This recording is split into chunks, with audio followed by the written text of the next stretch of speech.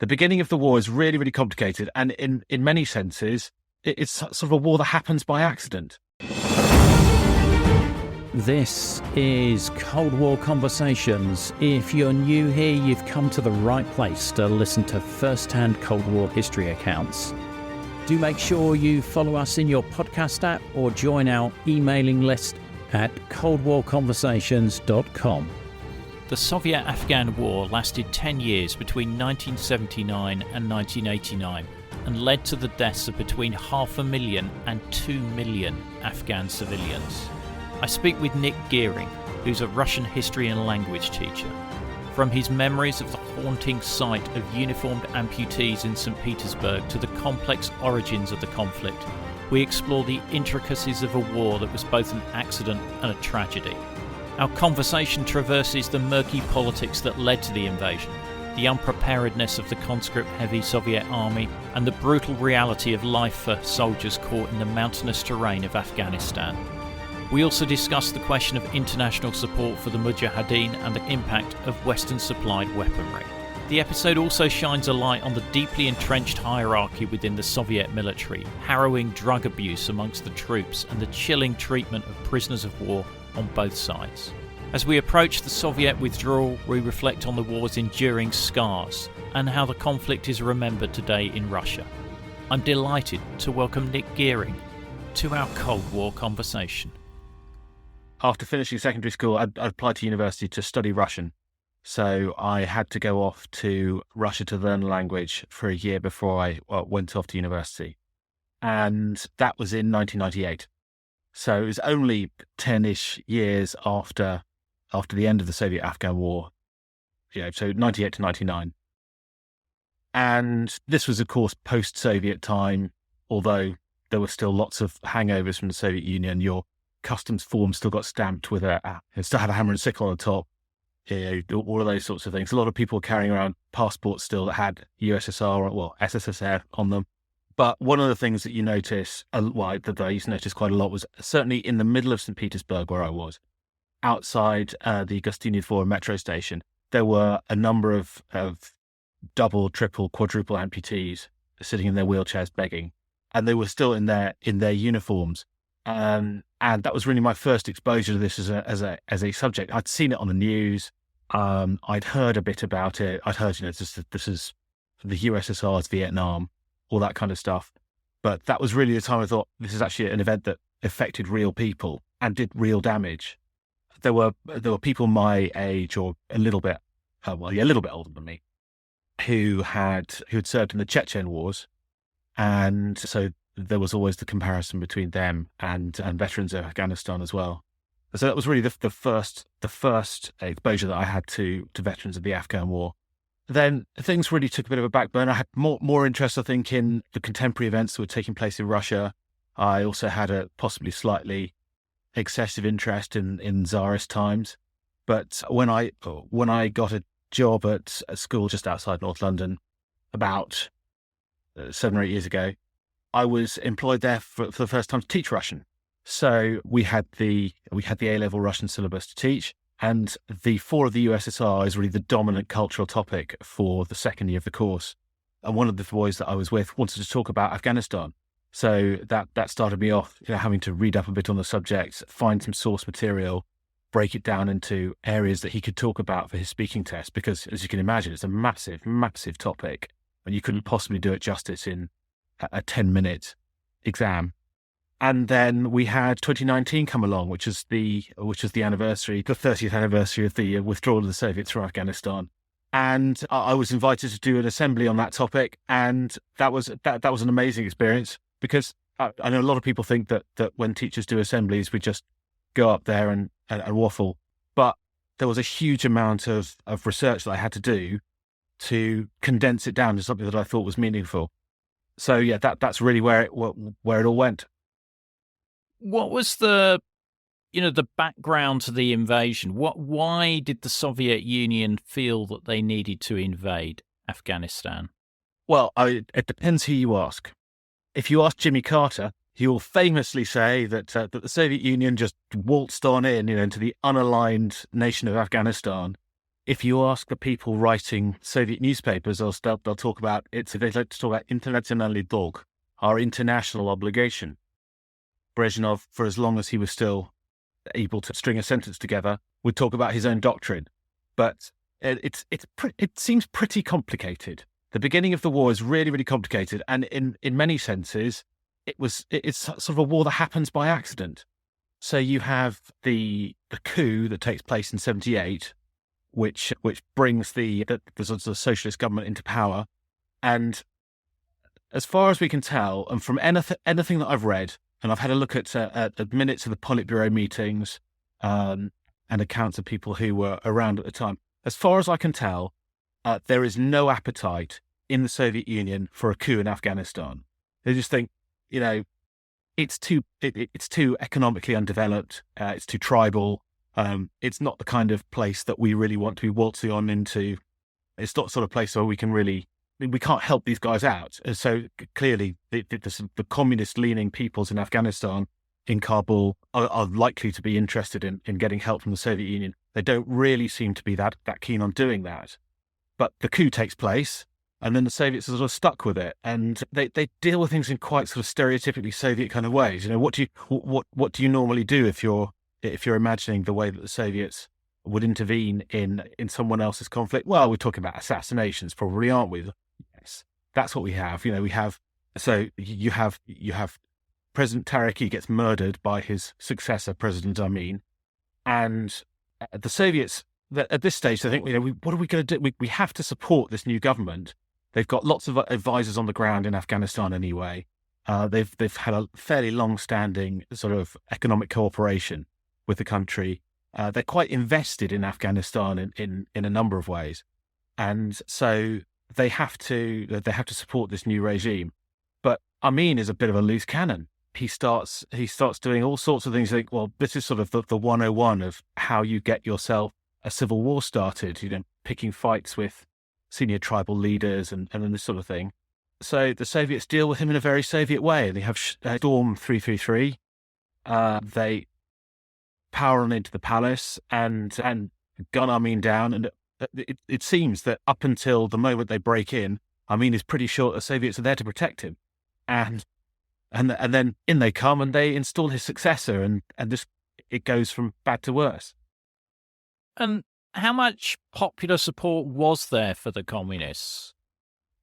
In Afghanistan, you would think, wouldn't you, that before going in, the Soviets would find that out, but they don't seem to know.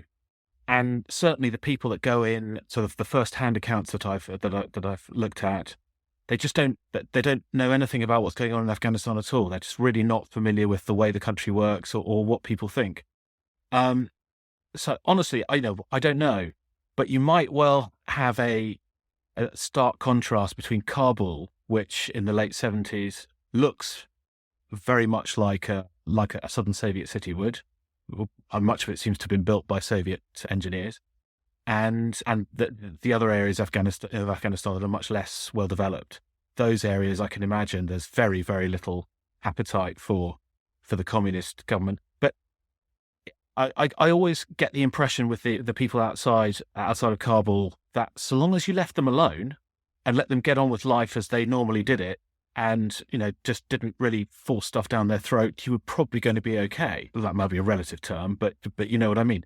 But Amin doesn't do that. He really tries to get to grips with these people in a very aggressive way, and that ends extremely badly for him. So the Soviets go in, kill the previous president. Yep. And in fact, so as part of the sort of prelude to all of this, it's not that the Soviets have no troops on the ground before this happens. So Taraki and Amin have been quite keen on getting some Soviet support in to bolster their own positions. And there's this very, very, very strange idea that comes up that, there are lots of peoples in Afghanistan, and that there are Turkmens there, and there are Turkmens in the Soviet Union. So how about we just dress up some Soviet Turkmen soldiers in Afghan uniforms, and who would know that you were propping us up? That this seems to be what they really want to do. That the Soviets send, I think, there are something like 24 helicopters. I can't remember off the top of my head. But yeah, they send them some helicopters. Then they have to have some pilots to train them to use the helicopters. And yeah, so that they slowly get pulled into it. And that does look a lot like what happens to the Americans in Vietnam. They don't really keep a lid on their involvement. But yes, so Amin get the chop in a very bloody kind of way. And the next man is Kamal. And he's essentially installed by the Soviets. And then the troops roll on in after that. Or in fact, just before that, and then on after. Right, and it sounds like the Afghan army isn't in great shape. No, that would definitely be fair to say. And any of the veterans who've spoken about the Afghan army are almost overwhelmingly disparaging about it. They'll talk about that, so they do a lot of training, and that's one of the things that it's okay for people in the Soviet Union to know about. So the people on the ground back home, the families and so forth, and the general populace, as far as they're concerned, Soviet soldiers aren't being involved in any fighting. They're there to build schools, build hospitals, build bridges, build power plants. They're there to train and support the local defense forces, and it's up to the local defense forces to do their fighting. And that is sort of what the Soviets want to achieve and never do. But yeah, the Afghan National Army just seems to be in a terrible shape. And one of the other things that comes out quite a lot from whenever any of the Mujahideen groups get wind of a Soviet operation or one of these big clearing out exercises they do, the suspicion always falls on the Afghan National Army as someone tipped them off. You might say, well, of course they're going to blame them, but that does seem to be quite credible. You do hear stories of people switching sides from Afghan National Army to one of the Mujahideen groups and back. And there was one man mentioned in an article published in, I think, Pravda. And it's recently published in Pravda, part of the sort of coverage of the 30th anniversary of the withdrawal. So not mentioned at the time, who apparently had switched sides an astonishing 8 times throughout the war. I don't know how you'd have the gumption to do that, especially with people that didn't really have the greatest record of respecting the human rights of people that fell between their hands. But, hats off to him. He seems to have pulled that off. You can imagine him going, oh, here he goes again. Yeah, you can imagine, oh, I recognise you. Yeah. Wow. You mentioned the Mujahideen there. What sort of shape were the opposition forces in when the Soviets came in? Were they pretty disorganized at that point? Shapeless. And there's a book, and we might talk a bit later about books, I don't know. But there's a book that's really, really informative on the Soviet ground war in Afghanistan called The Bear That Went Over the Mountain. It's not the children's book. There's a children's book with the same title. You don't want that one. I mean, maybe you do, but not for the Soviet war. That book talks about the Soviet experience, and the way that these reports are written. The Soviet hierarchy they've got a very much European war, Cold War mindset. It's operational warfare on grand scales with vast sweeping amounts of mechanized infantry and tanks and so forth. That's what they've been brought up to expect, what they've been trained to expect. And along with that comes an organized enemy. And of course, NATO is an organized enemy par excellence. NATO command and control, it's just this amazing, uber brain that controls NATO's forces. And therefore they must be dealing with an organized enemy. But half of the problem is they're not. There isn't an organized enemy. There's no structure to the Mujahideen groups. And you might think that makes them easy to defeat, but quite the opposite seems to be the case, because they can melt away and you can't decapitate this beast. It doesn't matter how many people you kill. There are just more. And so on the one hand, yes, the Mujahideen groups are very disorganized. On the other, and never seem to get an overall sort of strategy of opposition to the Soviet Union. But on the other hand, that seems to be one of the things that makes them very hard to defeat. Yeah, and when I was researching before this call, despite the Soviets' communist credentials, there appears to be a Maoist group that are fighting the Soviets as well in Afghanistan. I can't imagine it was huge on numbers. I haven't come across them, but I can imagine that niche was probably a fairly common description for groups in Afghanistan. There must have been some groups that were just tiny. And, as one of the things that a colleague of mine said, who was a veteran of British forces in Afghanistan in 2008, said was, one of the problems is identifying your enemy. You see him one day and he's a farmer because he's got a plow in his hand. Next day he's got a Kalashnikov in his hand and he's a Talib. And I suppose there must have been groups that were just very disgruntled farmers at some point that must have decided they wanted to have a go. Yeah, yeah. And I mean, you mentioned Jimmy Carter when we sort of started the conversation. What was the international reaction to this invasion? The Moscow Olympics were not terribly well attended, were they? And that's pretty swift after the event for a large number of groups to pull out of the Moscow Games. The international community doesn't like the Soviet intervention at all. Soon does sort of like the West start to contact the Mujahideen and try and empower them to give the Soviets a bloody nose. The CIA get in there pretty quickly. One of the best sources of information on what's going on the ground comes from the CIA's reports on what they see. So things like the drug abuse, for example, everything that I found that has any kind of tangible figures in it is from the CIA. Yeah, they get on something pretty quickly. They start off with some fairly rudimentary weapons, things like old bolt action rifles and that sort of thing, and then they take it to a bit more. Well, they start bringing in more serious weaponry soon after that. Okay, so the Soviets are coming in as though it's a European war with large mechanized forces. So how do they try and, enforce the rule of the government in the rest of the country? I mean, Kabul, they can't stay there all the time. They've got to go out into those outlying areas. For those of us who, like you or I, have grown up in the UK, we're used to the concept of having a professional army. And for our American listeners, I'm sure that they're used to the idea of a largely professional army with the idea of a draft at certain points. But the Soviet army isn't run like that. The Soviet army is made up essentially entirely of conscripts. Only officers will be professionals, and then also praporshchiki, so essentially warrant officers. But warrant officers in the British army, I don't know what it's like in the American army. Warrant officers in the British army are very, very well respected, very senior men, very experienced. That was not the case in the Soviet army. We have lots of jokes going around in Russian about warrant officers and about how they're totally useless and all they want to do is line their pockets at the expense of the stores.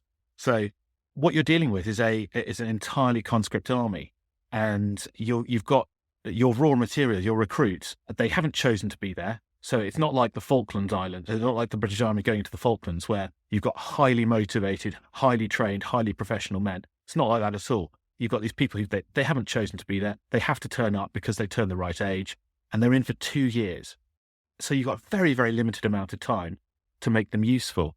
So training is really very rudimentary, and it is absolutely focused on a European war, certainly initially. And all of their equipment is set up for going, traipsing on through Germany and giving NATO a bloody nose. It's not set up for mountain warfare at all. I suppose one of the most famous things is about the Soviet footwear. So one of the things that Soviet soldiers wear is long calf length boots made of kyrza, which is a sort of it's a cheap alternative to leather. It's a sort of plastic impregnated cloth.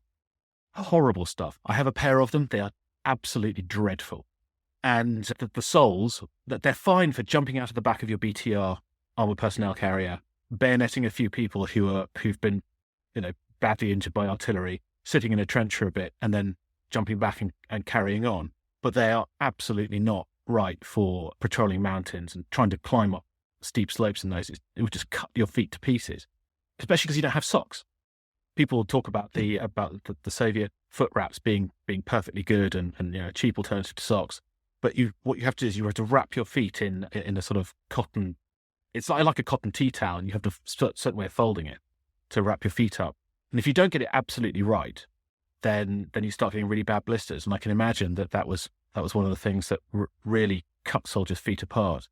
So yeah, they're not set up for that at all. What they're set up for is, yes, as I say, jumping out of their personnel carriers and occupying some ground for a bit, and then back in and off they go. The uniforms that they wear are totally unsuited for mountain warfare. They don't have enough magazine pouches, so they can't carry enough ammunition with them. They don't even have proper working rucksacks, which would sound insane to anybody who's served with the British Army, certainly, and I imagine probably the Americans as well. So, sort of go back to how their uniform works. A uniform jacket, combat jacket, you would imagine would have a huge number of pockets, because you need pockets. But the Obraz 69, so the model 1969 uniform, which is the one that replaced what they wore in the Second World War, brought in 1969. It has the jacket only has 2 pockets on the front, and they're not deep pockets. You can't really put very much in there. You're supposed to put your tourniquet and field dressing in there, but it's pretty useless for that. So they actually end up attaching the tourniquet and field dressing to the butt of their rifle, which then means that the tourniquet degrades and becomes useless. So yeah, they don't have a good uniform. They have a belt kit which has on the back your entrenching tool, and you have a water bottle, and then you have 2 magazine pouches. But that's not 2 magazine pouches is just not enough for any kind of firefight. And to carry things on your back, they have. I don't know if you've ever seen them. You must have seen these in Second World War films. It's a single pouch, and it's sort of brought together in a knot by the carry straps at the top, and those are passed over the shoulders. So very, very limited amount that you can carry, not very comfortable, really just not set up for carrying things for any length of time or any amount of stuff. And that's what they go into battle with. And they have to improvise very, very quickly. So even the paratroopers, actually, who have a thing that they call the desantniks, or the paratroopers rucksack, the 54 pattern paratroopers rucksack, even that isn't actually a rucksack and has to be modified so that you can actually put it on and use it as a rucksack. That they take some of the belty bits off that, and they sort of add a few rifle straps here and there and all that kind of thing, and then they manage to make that into a rucksack, and that is reasonable. But they start to strap lots of things to the outside of it. For things like magazines, they will take the belt magazine pouches and some rifle straps from their AK-74s, and they will improvise together a chest rig, so that you have across your chest as many magazines as you can get your hands on. They'll also take they'll take the magazine pouches from the RD-54 rucksack and make those into a chest rig as well, because that way you can, if you need to, divest yourself of your rucksack and you can still fight. But one of the other things they do, and this would sound completely crazy to anybody who was in a counterinsurgency kind of situation, but they help themselves to chest rigs from the Mujahideen that have been killed, because those have that they seem to be either Chinese imports or locally made copies of the Chinese chest rigs. They've got enough pouches. They've got enough grenade pouches and enough magazine pouches to make them worth having. So that their equipment is just not up to it. And but one of the lasting positive legacies, I suppose, of the war is that they do bring in a much better, more serviceable uniform, which, although the Russian Federation don't use it anymore, is still in service with a number of post-Soviet states today. The 88 pattern summer and winter uniforms with bellows pockets and 6 pockets on the jacket and pistol pockets, etc. Very good, well-designed uniform. Do the Soviets have any success initially, though, in the fact that this is quite a surprise that they've come in? So the initial stages, I haven't had a huge amount of detail about. So most of the more detailed stuff comes from the sort of slightly later stages of the war. Whenever they organise an operation, and they love to think about operational warfare, even if they go up into the Panjshir Valley, which is where Ahmad Shah Massoud is based, one of the really effective anti-Soviet leaders. They always seem to be capable of winning the fight when the operation is going on. That's okay. The Mujahideen will quite happily, or they'll fight, but they'll give ground and off they go. But the thing that the Soviet Union can't do, or the thing that the Soviet army can't do, is hold that ground. they do identify important spots throughout the country, and they set up outposts on those, and they'll surround those outposts with minefields, and they'll have VDV paratroopers stationed on there for the duration of their service. But can you imagine being in an area the size of a tennis court for a year with a bunch of other guys and probably no soap? But they really just can't keep hold of the country. And one of the other things that they always talk about is it being a limited contingent. So it's the ограниченный контингент советских войск в Афганистане, the limited contingent of Soviet forces in Afghanistan. And it's about 100,000, so not that limited, but it is fairly limited compared to the rest of the size of the Soviet army. But estimates are that they would need to have 5 times as many men on the ground to be able to control the country. So no, there's no way in which they can really control the ground at all. And even roads that they control during the day are under Mujahideen control at night.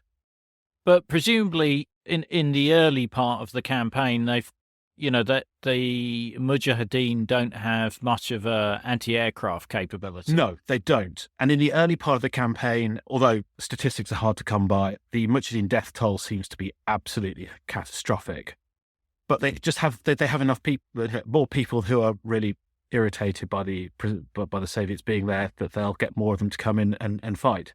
Yeah, so their anti-aircraft capability comes in later, and certainly helicopters. If the Soviets didn't have excellent attack helicopters, they would have been really, really embarrassed in Afghanistan.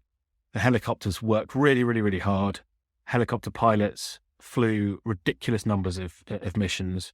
I can imagine the mental toll on surviving. Well, in fact, I know the mental toll on surviving helicopter pilots was dreadful, because there was a friend of mine who served with the Danish army.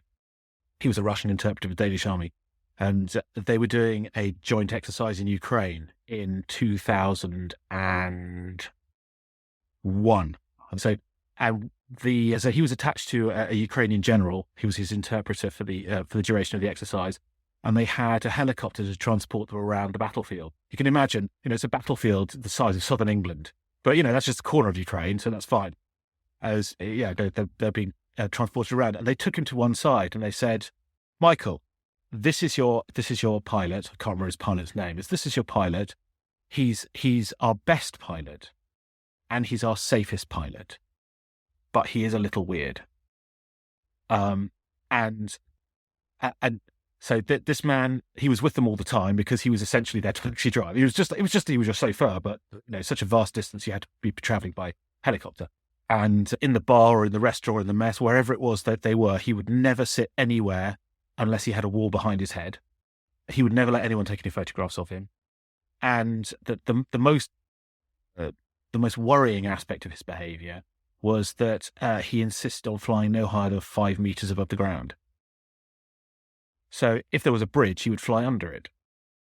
If there were power lines, he would fly under them. And the reason given was that if you flew higher than that in Afghanistan, you just got shot down.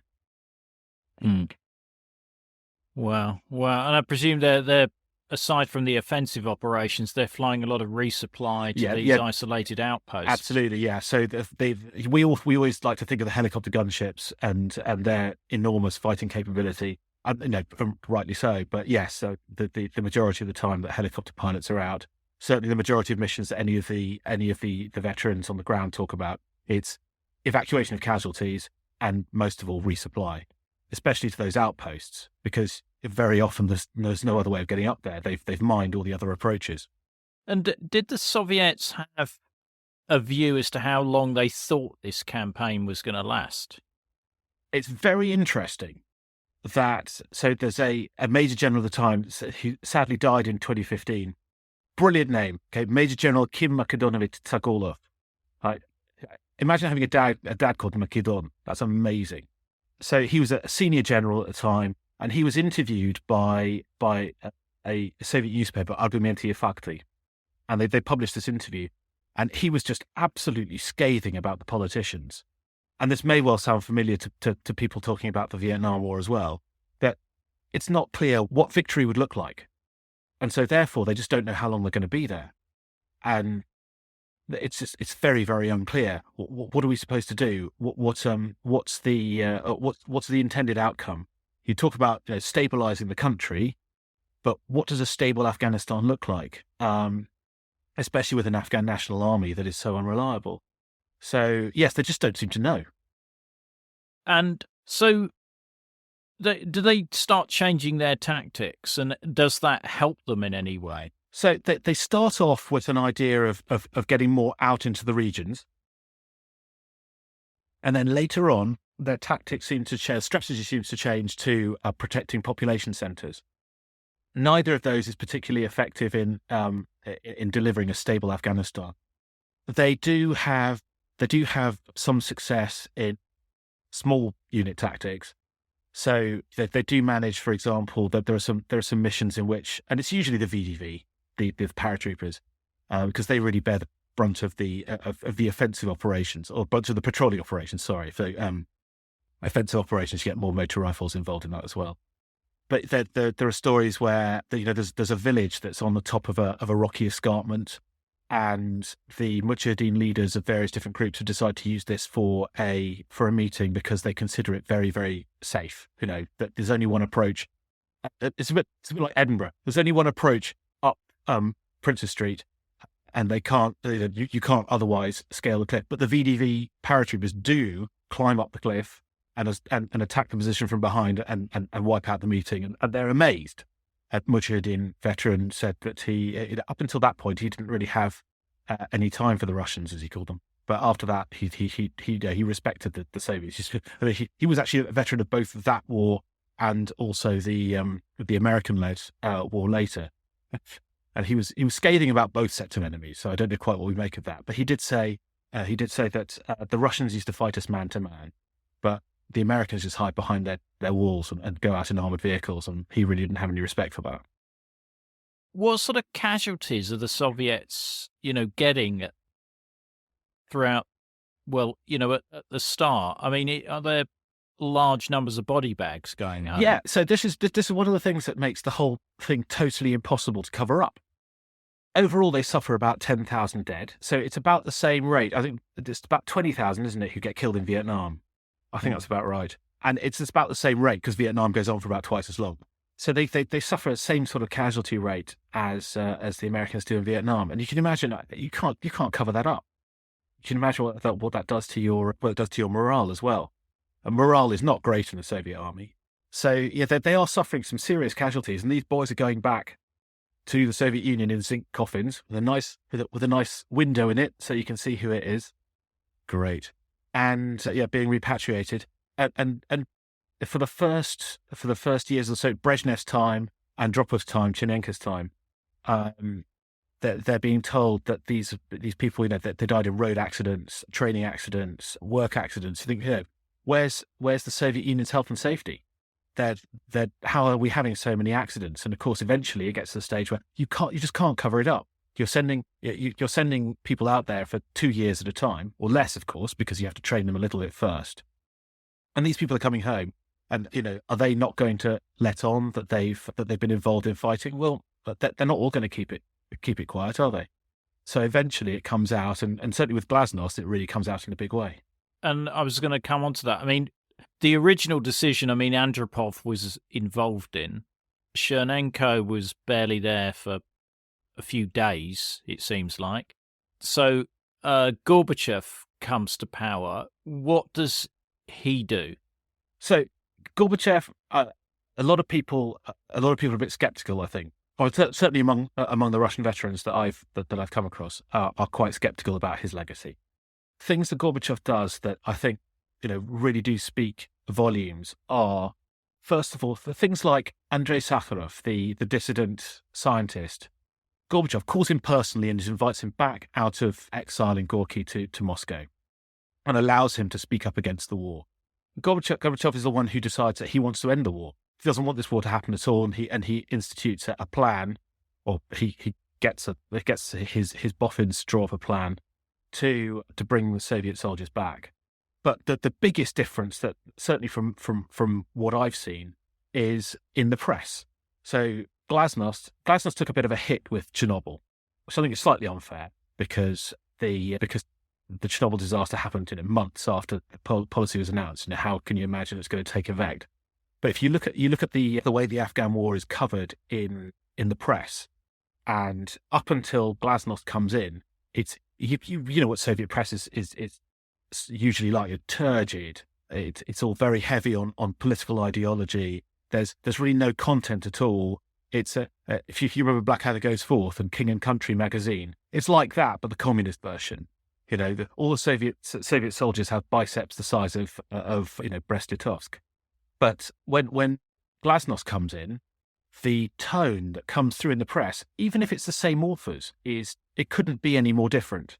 So the interview with Tsagorov that I mentioned earlier, that's from 1989, just shortly after the end of the war. I think it's the 18th of February that was published. Have you ever seen the coverage from the Withdrawal? So the Vremya program, like essentially the Soviet 9 o'clock news of the time. Have you ever watched that video? No. It's harrowing. So the last time that I saw a news episode, the end of an armed conflict, it was just I've never seen anything that's been quite so emotionally charged. So you can look it up on YouTube, and maybe I can share the link. It's only in Russian. It's not subtitled yet, and it's just a broadcast of the news for that day. So there's a lot of rhetoric and that sort of thing that you would expect. But then you have Mikhail Lishinsky's coverage from on the ground, and he says some things that really hit home. So he said, for example, he says, when will this war won't actually end until these young men we see coming in now no longer have nightmares with the faces of their comrades in them. He says this war is not going to end until the people who took part in it no longer hear shells exploding on the roads and machine guns in their dreams, and are woken at night by crashing helicopters hitting the ground in flames. That's pretty. That says something about the trauma that these men are going through, because he was embedded with the army for quite a lot of the time.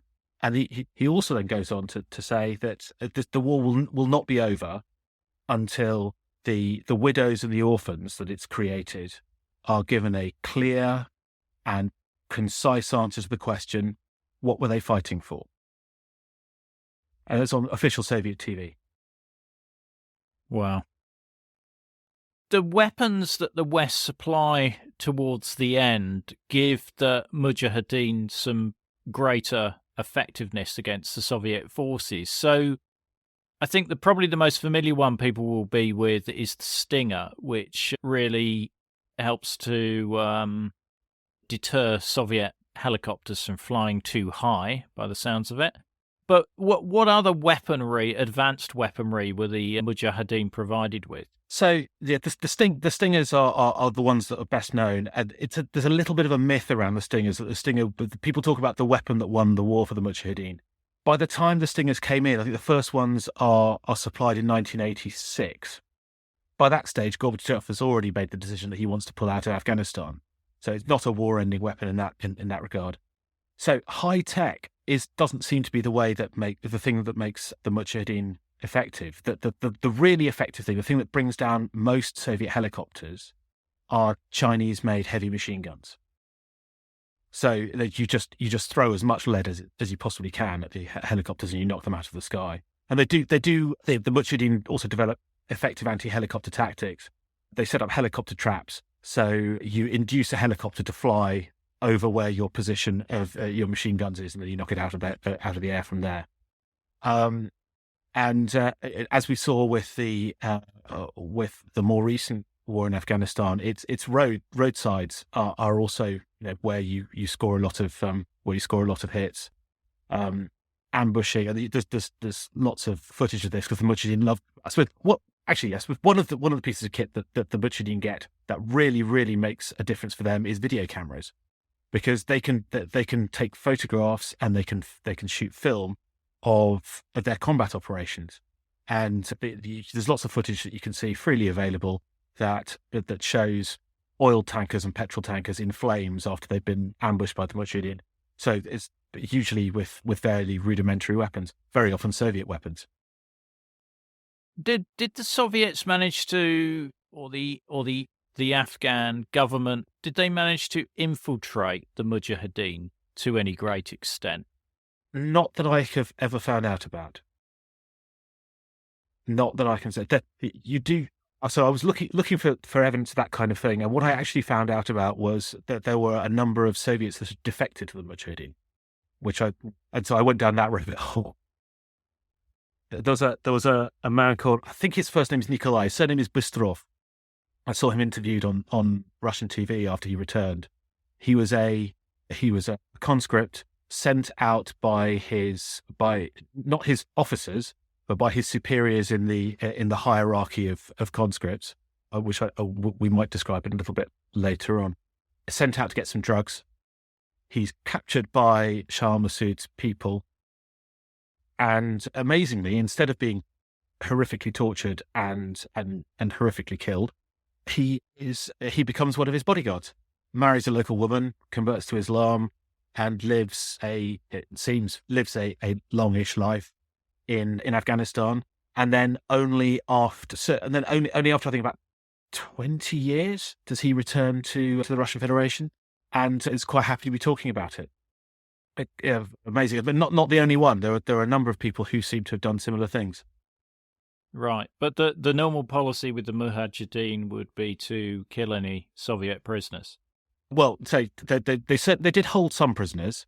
There was a TV show, a classically action-packed show called Krepest Barabier, so the fortress of Barabier, I can't remember exactly how it's written, which is about a big Soviet prisoner of war camp. And there are some held. There are some who, in spite of what General Gromov says about not leaving a single Soviet soldier or officer behind, there are still some who are in captivity at the end of the war. And there are some who are just missing. No one knows what happened to them. But yes, the standard policy by most Mujahideen groups seems to have been that they're not interested in holding on to these people. They don't really have any exchange value as far as they're concerned. So yes, they'll use them in whatever grisly way they want to make their point. And if the Soviets capture any Mujahideen, is that sort of treatment reciprocated? I can only imagine it probably is. Nobody that I have spoken to will admit that they tortured anybody, and I haven't managed to get hold of anybody from the Afghan side, and I don't speak Pashtun, so that would be quite hard to do. But I haven't come across anyone who's willing to do that. However, I have read first-hand accounts of what happened to people who fell into the hands of the federal forces in Chechnya. And that's only a few years later. So I think we could fairly safely say that there was a lot of mistreatment of prisoners that happened on the Soviet side, yeah. Yeah, seems to be echoed right the way through to today. Yeah. Well, as well. Yeah, that does seem to be the case. So Afghanistan borders on the Soviet Union. Did the Mujahideen ever carry out any raids across into the Soviet Union? They seem to concentrate on their caravan routes through to Pakistan. So that's not really a big area for them. Certainly not that I'm aware of. But there is quite a lot of action that involves the KGB border forces. So there are a number of them killed, and they are involved in a certain amount of fighting. But the majority of what the Mujahideen try to do is get their supplies in through Pakistan. So that seems to be where most of their effort is concentrated. And there we're talking about caravans of weapons and so forth being carried on the backs of animals. So very, very rudimentary in lots of cases. And if you're interested and you don't mind subtitles, there's a Russian show made about this called Caravan Hunters. It's got your standard action-packed production values, but it is quite entertaining, and I think it does also glorify the way the Soviets act a little bit. But it's an entertaining show, and what it's actually about is that this group of caravan hunters are then sent out to try to get hold of some stingers to see for what this new weapon is that's been sent over against. Oh, well, have to send me the link to... Yeah, I think it's still on Amazon Prime Video. I'm sure other sources of video footage are available, yeah. I mean, you spoke about that the Soviet army was very much a conscript army. Now, I've read a lot about, that the conscripts were treated really badly and that there was a lot of bullying yes, that's right, going on. So in Russian the suffix shina means rule by, essentially, and it's usually used in a negative with a negative connotation. So there's a name given for this. If there's a term for it, this is bad news already. So it's called Jedashina, which sort of roughly translates to rule by grandfathers. So what's all that about? So you've got two intakes a year, spaced roughly 6 months apart. So and you're in for 2 years. So and this only refers to the ground forces, the army. So for the Navy, they're in for 3 years, and that's a different thing. And the Air Force, there is a small number, and that's a totally different thing as well. So it's just for the ground forces and the VDV. You're in for 2 years, and you'll be in, and then 6 months later, the next lot of next intake will come in, and 6 months later, the next one comes in. So you have this sort of quarterly, 6 monthly rather, the quarter of your service, sort of unofficial seniority. There's no rank attached to it. There's no extra. There's no pay, no difference, nothing like that. But it's the way this works because that's the tradition within the armed forces. So they actually have slang terms for each of these. So you start off as duch, a ghost. Then you become slon, an elephant. Then you become chirip, a skull. And finally you are jet, a grandfather. And then when you're demobilized, you're dembel, which is a demobilized man. Those are the happy ones because they go back to civilian life. And the way this works is that the more senior you are on that scale, the more you can get away with. And it's ruled by grandfathers because the most senior recruits will just simply, they'll bully the junior recruits for whatever they want. And I only spoke to people who were willing to talk about this from the experience of the Chechen wars, but the indication was that this was the way things had been done for many, many decades. So when you join the army, you're issued with a new uniform, which is new. Great. And 2 years later, your uniform's looking a bit shabby. Well, no, it isn't, because what you do is if you're a grandfather and you want a nice new uniform, you go and find a first-year conscript, beat him up and take his uniform and give him your old one. And those sorts of things. You might also just get bored and decide that you want to go and beat someone up, because maybe if they'd had enough video games, they wouldn't do that. But that was one of the ways they entertained themselves. And there was also another pecking order. So the trend seems to be that the better the unit, the less this happened. So although it would occur at some point within the VDV, the paratroopers or the naval infantry, those are good units. Those are combat effective units. They have fairly high morale. They tend to have less of this. In the motor rifles, you have more. In the engineers, you have more. The artillery, you have more. The ones that are really hellish are the ones where the construction battalions, which are full of people that are not considered effective to send into combat at all. And there, that's really, really dreadful. And people will try to feign injuries, bribe doctors, etc., etc., etc., to try to get out of service. But yeah, that's how it works. It's ruled by grandfathers. You also get within a unit another pecking order that what you are trained to do, your specialism within your unit, will also indicate your sort of level of unofficial seniority. So the scouts are top of the pecking order, and apologies to any radio operators out there, but the signallers are at the bottom. So the scout company might send for a signaller and then just decide to beat him up because they're bored. And do you think that continues to today in the Russian army? I knew you were going to ask that. Not exactly. And the only reason that I say that is that they no longer have 2-year service. So you don't have the same senior conscripts and junior conscripts coexisting. So the environment has been removed. I don't think it's because there's been some great push on soldiers' rights necessarily, although I would be delighted to be proven wrong on that. I mean, I keep referring back to Vietnam, but there was drug abuse in Vietnam. Was there similar challenges in Afghanistan? I guess there's more easy access to some of these substances. Yeah, I mean, Afghanistan produces, is it 90% of the world's heroin? It's dreadful problems with drug abuse. According to the CIA, so there was a 1986 CIA report that suggests that half of all Soviet soldiers in Afghanistan were using drugs, be that smoking hashish or taking heroin. I don't know if that's true. No one actually really has any definitive figures on that. Some of the Soviet generals did admit in 89 that there were problems, but they said yes, some, but some could be anything from 10% to 80%.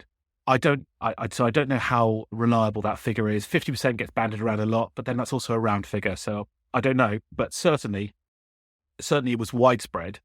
It was the thing that led to Bistrov being captured. It was the thing that led to a lot of other people being captured, being sent out to get drugs because you had senior conscripts who wanted you to go and get the drugs, and then you got captured. That seems to be a fairly common way of falling into the hands of the Mujahideen. Also, what didn't help was the ban on alcohol. So there was officially no alcohol in Soviet bases, and I'm told that this just meant they would replace that with harder drugs. So you could get hold of drugs in Kabul or in any of the major cities, but the Afghans are very, very enterprising people, and they would quite happily get hold of a bag of drugs and then saunter on up to a checkpoint and then swap them for some weapons, some ammunition, whatever it was that they wanted. So yeah, widespread drug abuse, and that had a lasting effect within the Soviet Union. Does the war end by some form of negotiation, or is it purely the Soviets just packing and leaving? No, so you had the Geneva Accords at the end in 1988. So you have the famous picture of Gorbachev and Reagan shaking hands across the table, and they agreed to set up a new Afghanistan, or they agreed that they'll work towards a new Afghanistan. You're going to have a president, I think 2 deputy presidents, a prime minister. It was supposed to have a representation from all the different groups in Afghanistan, and this was going to be your new wonderful, peaceful country. And the implementation of that part of the plan doesn't ever really seem to have made any impact at all, but the Soviets go ahead with their withdrawal. And so yes, they pull out on the 15th of February 89, but they keep sending in military aid until the collapse of the Soviet Union just 2 years later. Yes, so the Geneva Accords are signed, and that really sort of gives the timetable for withdrawal. So phase 1, they pull out a certain amount. In fact, from the beginning of phase 1, part of the thing involves actually deploying a whole load more troops to help the first lot come out. And then after that, they pull out bit by bit by bit. But some of the really famous events of the war, and ones that have really remained in public consciousness, happen even after the first phase of withdrawal. So you may be familiar with Operation Magistral, which is 1988, which was the one that's featured in the film Ninth Company, although fictionalized in many ways, such as it being a year later and all this kind of stuff. But that's what it's based on, and at the battle for Hill 3234. So that's a highly successful operation in many ways, although it has no lasting impact at all, doesn't seem, to reopen the road to Horst. And that works swimmingly, and the roads reopened, the siege lifted, all that kind of thing. But just months later, the last Soviet soldier leaves. Yeah, it seems like the Soviets are able to take ground, but then not hold it. Yeah, I think that's it in a nutshell. That also, from what I've heard of people that have served in the later interventions in Afghanistan, is the same thing for them. So you can take it, but you just can't hold it. Yeah. Does the communist government teeter on for a few years? Yes. What happens to them? Yeah. So in 86, Karmal is replaced by Najibullah. Najibullah, great moustache. Maybe I'm being unfair to him, but his main policy aim seems to be to stop the Soviets from leaving, because as far as he can see, he just can't defend his country at all, and he doesn't have armed forces that are up to the job. And not to be too dramatic about it, but without the Soviet army there, he's a dead man. And he's, of course, eventually unsuccessful. He isn't able to stop the Soviets from leaving the country, but they do send him aid. So a lot of the vehicles that were taken to Afghanistan are then handed over to the Afghan army. Helicopters, lorries, some fighting vehicles are handed over to the Afghan army, ammunition and so forth, weaponry. And military aid and supplies and food has been supplied by the Soviet Union. All that aid keeps coming in, and Najibullah's government does manage to hold on for another couple of years. But how long he would have been able to hold on for had the aid still been coming after 1991 is unclear. And to give him his due, he doesn't run away. He doesn't try to put up the palace somewhere in a foreign country. He doesn't do an Idi Amin. He stays to the end, and he dies. He's killed at the hand of the Mujahideen. How is the Afghan war remembered in the Soviet Union? In Russia now. Yeah, in Russia now. So I haven't had much to do with any of the veterans outside of what the current Russian Federation. I know of people that I know who know veterans from Belarus, but mostly any of the veterans that I've actually had any dealings with have all been from Russia. It's a very complicated picture. There was a lot of embarrassment in the 90s about the Afghan war. There was a sort of the acceptance that it was largely, so what's happened, of course, prestupnaya vojna, an illegal war, that they shouldn't have been there at all.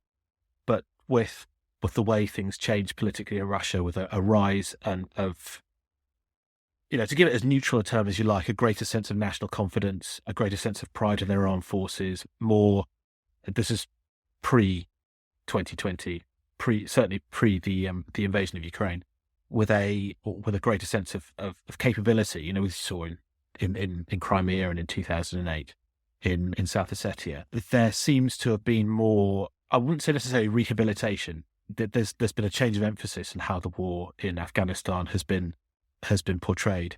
But I think actually the biggest change is that rather than having people in the West point the finger at the USSR and say, you got everything wrong in Afghanistan.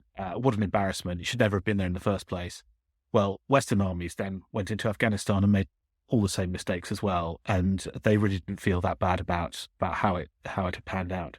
So there's a lot more acceptance of the heroism of the sacrifice and that side of the personal experience, the sort of macro politics of it. I don't think people are that interested in many ways. I think that the collapse of the Soviet Union is still something that a lot of people are quite embarrassed about, certainly if they were invested in it. But they will often say, and this is what came through in Segolov's interview, they say the war was lost by the politicians. We did our job. Are there any war memorials or anything? Yes, there are some. Yeah, there are some. I haven't seen any. So I was in Russia from 98 to 99 and 2001, 2002, and I wasn't actually able to do a huge amount of traveling because of the still Soviet era style visa regime that I was under. But there are some. There aren't as many as you might think, or maybe more than you would imagine. I don't know. But the Soviets do. They do like a good memorial. Every town in Western Russia will have memorials to the Great Patriotic War. There are some memorials to the Soviet-Afghan War. Not that many, but yeah, there are some. And its image has also been rehabilitated largely through popular media. So there's been more coverage of action from Afghanistan in film and TV. So if I want to learn more about the Soviet-Afghan War, are there any books or films that you can recommend? Certainly, yeah. So my favorite book on this topic is by Svetlana Alexievich. If you may be familiar with her book on Chernobyl. I don't know if you've come across Chernobyl Prayer. That's also an excellent book. Yeah. But her book Boys in Zinc, or I think the American edition is called Zinky Boys. So it's Zinkovi and Mальчики is the original Russian title of it. I think it's been translated once by a British author, once by a British translator, and once by an American translator. So what she's done there, and apologies to anybody who's already familiar with the way she works, it's not a book of history. It's not a book of analysis. All she's done is very, very, very much like a Cold War conversation. She's just gone off and she's found as many first-hand accounts of people who are out there as possible, and she's just written them down, and with a little bit of her journalistic tweak on it. But that's essentially what she's done. And some of those accounts are incredible. They don't give you a full picture, but they do give you a taste of some of what it was like. And things like people who will go and find people who've got hepatitis A and get hold of some of their urine and drink it so they don't have to go out on patrol. Or people who, things that you just wouldn't even think about. So there aren't enough beds in that hospital, so they have to lie on a greatcoat on the floor. That kind of stuff. That comes out really strongly in her book. Then there's a book by Roderick Braithwaite, who is a British historian, called Afghanistan, and that talks really in some detail. Have you read that one yourself, Ian? I haven't, but I'm familiar with the title. Yeah, so that's a really excellent book. He's quite sympathetic to the Soviets in lots of ways, which I think helps him sidestep some of the traps that you might otherwise fall into. I mentioned earlier that the bear that went over the mountain, again, not the children's book, but the book by Lester Grau.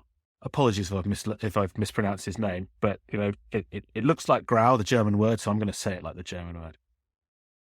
And I don't know if Boris Gromov's book has been translated into English yet. So he wrote. So he was the commander of the army in the last years of the war. He wrote his memoir. It's in some kind. Some of it is, I think, a little bit of self-aggrandizement, but there's a lot of fairly personal stuff in there that I think humanizes him in quite a nice way. His book's called Ограниченный контингент, so the limited contingent, but I don't think it's been translated yet. Maybe it will be in the future. As far as films go, the most successful film that has covered the war was Ninth Company, but that was almost universally disliked by veterans of the war. They felt that it was very unfair, that it just didn't give a realistic picture of what the war was like at all. But I think it's available free of charge on Mosfilm, and even with English subtitles, the film Afghan Breakdown, which was released in 1990. So still in the Soviet Union. It's about the essentially psychological impact of the war on a major in the Soviet army, and that film was praised largely by a lot of the veterans for really showing what it was like. It's not an easy watch. It doesn't have the production values of the later film. So Ninth Company was 2005, I think. Very much made in the mold of a Hollywood action film. But yeah, Afghan Breakdown is very, very much as a 1990 Soviet film, but it is watchable. It's very hard hitting in lots of ways, but a really excellent film. You've also got the TV series Caravan Hunters, which is quite entertaining. I mean, with the Vietnam War, there's a lot of songs that sort of originate from that, protest songs and what have you. Is there any similar sorts of types of music from the Afghan War? Yeah, absolutely. And I can imagine Joanna Stingray jumping up and down to name them as well. The